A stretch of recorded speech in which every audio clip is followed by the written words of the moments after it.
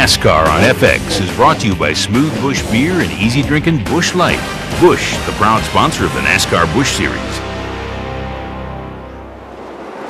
Welcome back to Loudon, New Hampshire. That's not one of the flags the drivers will see. That's an infield camper, I hope. Jeff Green is our leader. He made a pit stop at lap 16. So that was 92 laps ago. So we expect him shortly on pit road.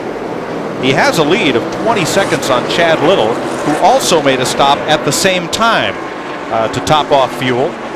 And here is Green, who will surrender the lead on this green flag pit stop. All they need is a good solid pit stop. 4 tires, need to make sure they get that thing full of fuel. No mistakes. Dick Bergman, you're down there waiting on him. 4 tires, I would imagine. Yeah, it's going to be 4 tires, Larry. The other thing they're going to do is you're going to take a round out of the left rear. This car has had a little bit of a push coming off the corner. It's a common symptom that we have seen all day long today. Harold Holly has told these guys, just get it right. A lot of fuel spilling out. They did not get the nozzle in well. But so far, now they got it back in again. 1 can of gas is in around to the left side. Dan Dittberner on the jack, working the left side of this race car now. Holly, the crew chief, a gutsy call. And there he goes. Nice stop.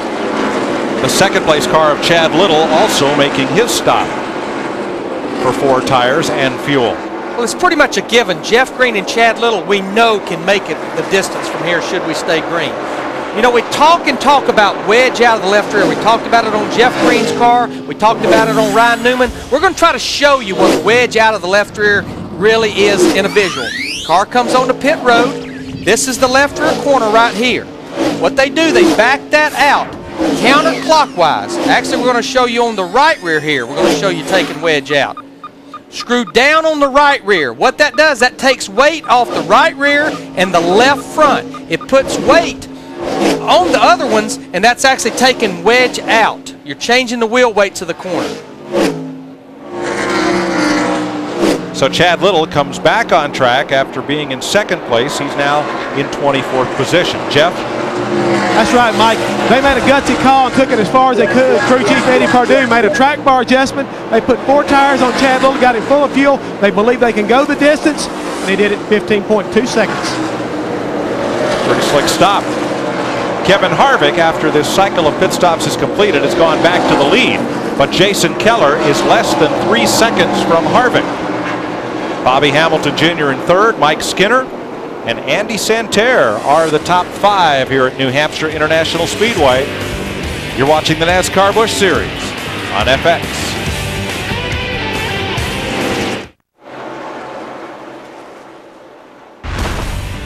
Next weekend, NASCAR's All-Star Weekend at Charlotte Motor Speedway. Winston Cup practice on Fox Sports Net next Friday. Then qualifying and practice on FX beginning at 7 p.m. Next Saturday, the ARCA race, 5:30 on FX, followed by the Winston Open and the Winston All on FX.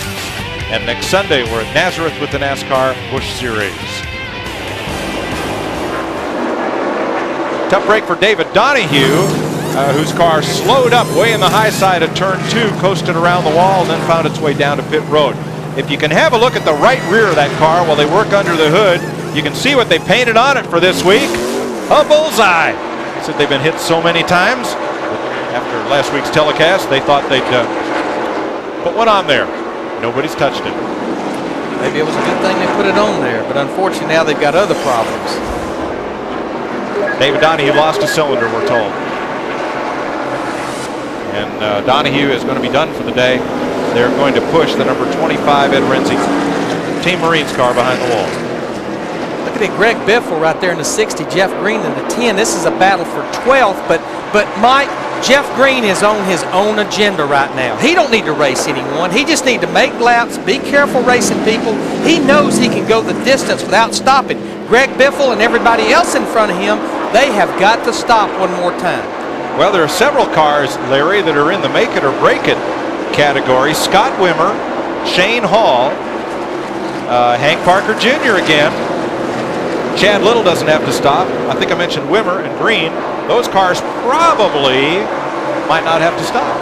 Yeah, the thing, though, with Chad Little and Scott Wimmer, they are a lap down. Now, they certainly would improve their position a bunch. I don't know that they could win the race, though, by not stopping, because we know Jeff Green in the 10, he has not to come to pit road again. Chad Little, Hank Parker Jr., and Steve Park going at it.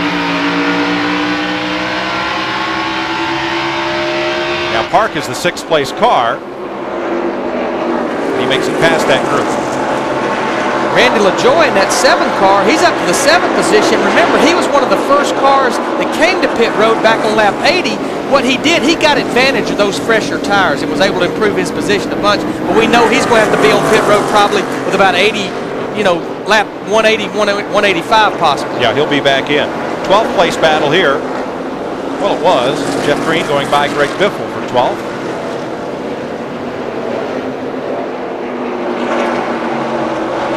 Elton Sawyer looking in.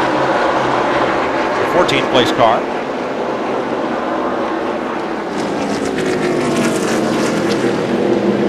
.122 laps complete.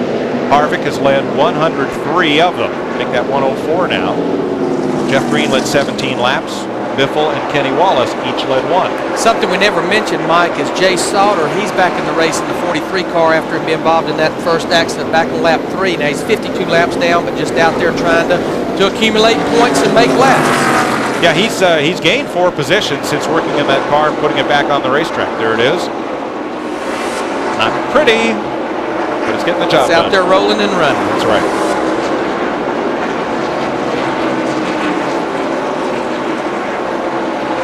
Jeff Purvis and David Green. And in the 34 pit is Jeff Hammond. That's right, Mike. We keep talking about pit stops and how important they are to the teams. C.C. Welliver decided that they need to bring somebody in to help make their team better. Well, they went out and they got a former Mr. America and Mr. World, David Hawk, to come in and study pit stops for all 3 of their teams. David also works very closely with the folks at GNC, which sponsor Hank Parker Jr.'s car. He is here to try to understand pit stops. He will come back to Charlotte, North Carolina, and develop a program to make their teams bigger, faster, and stronger. Well, that's the thing. The pit crews, they keep going deeper and deeper into this. No longer are you just a tire changer that shows up on race day. You work out, you practice. It's become pretty involved. Now that not for position, Jeff Green going past the 66 of Tim Fedowa, who has gone a lap down.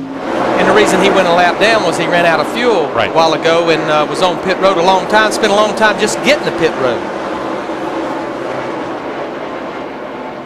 So Kevin Harvick, his lead now cut down to just 2 seconds. Jason Keller trying to close in. We'll be right back to New Hampshire after this. Welcome back to Loudon. 131 laps complete. Harvick still leads, but his lead is now cut to 1.9 seconds over Jason Keller. Time for today's Pep Boys trivia. What driver has led the most Busch Series laps at Loudon? For the first time this year, I think the answer is not going to be Mark Martin. Well, Kevin Harvick is working hard here to become the answer to this question. I don't think he's won a race here, but I think it may have been Jeff Green. Let's see. Jeff Green. How about that? Added 17 more today to his total as he goes by Jimmy Johnson in the 92 to take over 11th place. This car is really working good. He gets in the middle of the corner, turns that thing, mashes that throttle, up off that corner he comes. And the difference shows up down the straightaway. It looks like he's got a lot better motor than these guys, but the reason is he's backing the throttle so early and able to stay in the throttle off the corner, just like this man right here, Kevin Harvick, in that 2 car. Harvick pulling down on Joe Bessie, the 20th place car and the last car on the lead lap. 67 laps to go. Fuel mileage, definitely a question. Now second place kind of tightens up as well.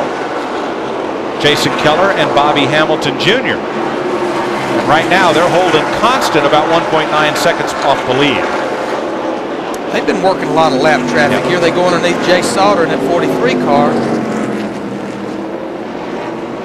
It's almost like the real difference at Loudon is who can catch lap traffic in the right place and who can make the right calls from pit road. Seems they're like the right place to catch him is about a third of the way down the straightaway. A lot better to catch him on the straightaway than down in the middle of the corner, unless they move up for you while you're in the corner.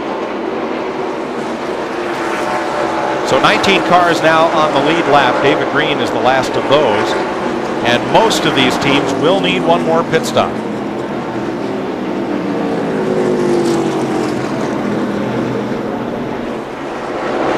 Green is now pulled up on Mike McLaughlin. This is a race now for 10th. Larry, if we get a caution and you make that stop, 2 tires, or do you take the time to get 4? Oh, I believe I'm going to go for 2 tires. I want track position. We've seen all day long how hard it is to pass. We saw that bounce from 2nd to 8th a while ago, how much it took them to pass cars, and I just don't know track position. Give me track position. Well, let's find out downstairs. Dick Berggren? Well, Todd Barrier is Kevin Harvick's crew chief. He's about wearing the pavement out here, pacing back and forth. How long can you go before you have to fuel that thing up? I tell you, pacing out the Monte Carlo's been good.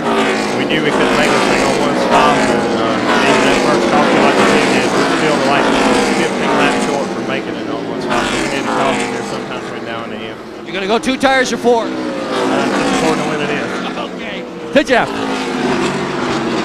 Down here with Steve Addington, crew chief for the 57 car, Jason Keller. Car looks good, man. I know you can't go all the way, so what's your strategy going to be? I think we can go to like 190, but we might go a little bit further than that. I tell you right now, by the look on your face and that grin, it sounds to me like you might be holding some cards here, buddy. He said it's a little free right now, but we're running the leader down. I'm going to leave it alone. There you have it, Mike. Jeff Hammond, now, if I'm one of these crew chiefs and I don't have to pit until 15 laps to go, say lap 185, I believe I'm going to do me a splash of gas because all these guys need is about 2 or 3 seconds of fuel. Again, give me that track position, especially at the end of the race. I agree completely right there, Larry. You've got to get in and get back out there to hold that bottom line, protect it, to stay in front of a lot of these guys, and the best way to do that is get on and off pit road, or don't come to pit road like Steve Addington had that grin on his face a minute ago, like that's what they're thinking about not doing. Trouble for Tim Fedowa, and you see the right side of that car is all used up. Yeah, I did not see him get the wall. He's been against the wall, probably up off either turn 2 or up off turn 4.